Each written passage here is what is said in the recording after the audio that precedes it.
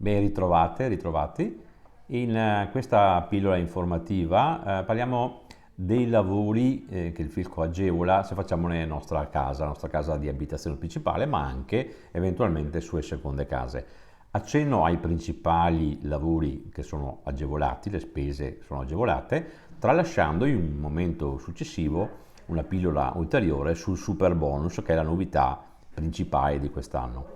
Partiamo da un primo lavoro che è nuovo perché per la prima volta nella dichiarazione dei redditi di quest'anno lo troviamo, è il bonus facciate, una detrazione che è partita appunto dalle spese del 2020 relativa al recupero, restauro della facciata esterna di edifici esistenti, una detrazione pari al 90% senza limiti di spesa, quindi quella spesa che io sostengo può avere diritto al 90% di detrazione, quindi è detrazione molto elevata. Attenzione, l'unica questione da tenere presente è che l'immobile agevolato deve essere in zona A o B, quindi centro storico dintorni. Quindi prima verifica da fare è dove è collocato il mio immobile, se chiaramente se fate i lavori 2021, se avete già fatti nel 20, credo che questa verifica l'avete già fatta. Quindi primo bonus facciate, novità 2020.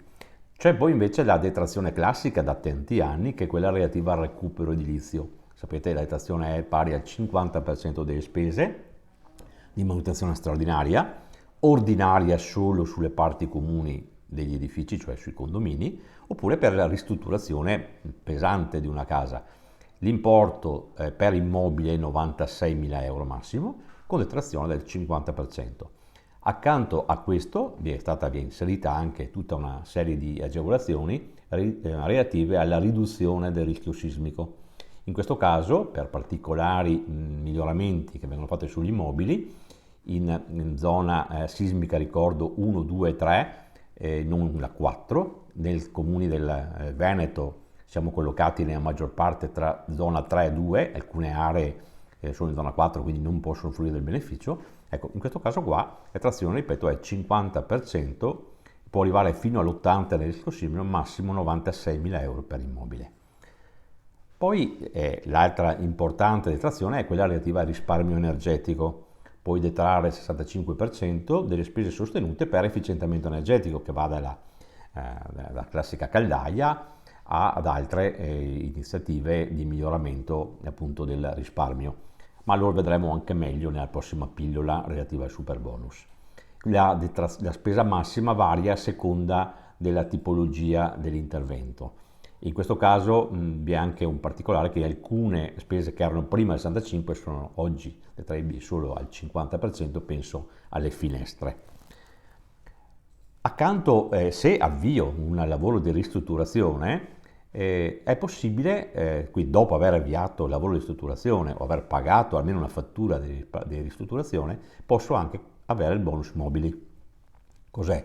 È una detrazione del 50%, spese sostenute per l'acquisto di mobili, grandi elettrodomestici, devono essere in classe A+, o classe A per i forni, fino a un massimo, attenzione, 10.000 euro se ho speso nel 2020, sale a 16.000 euro l'importo massimo agevolabile al 50% se sono spese fatte nel 21. Ripeto, la condizione importantissima è che prima devo aver avviato i lavori di ristrutturazione, quindi per spese del 20 devo aver avviato i lavori di ristrutturazione nel 19 o nel 20, per quelle del 21 devo aver avviato i lavori nel 21 o nel 20.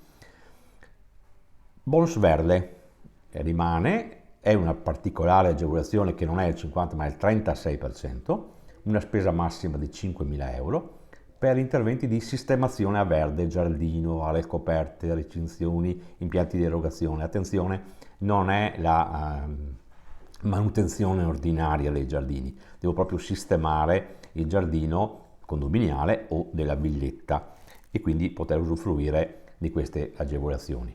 Chiaramente quello che vi ho detto adesso vale sia per le case, tutti i vari interventi per le case singole, vale anche ovviamente per le parti comuni del condominio e quindi dipende poi dal lavoro. I limiti valgono sia per le case singole e un limite diverso è per le parti condominiali.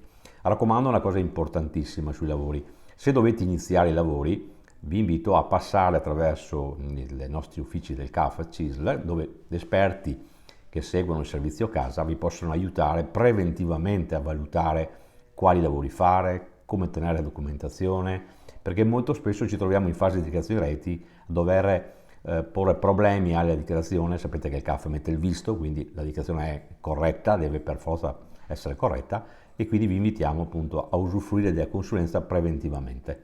Ecco, grazie.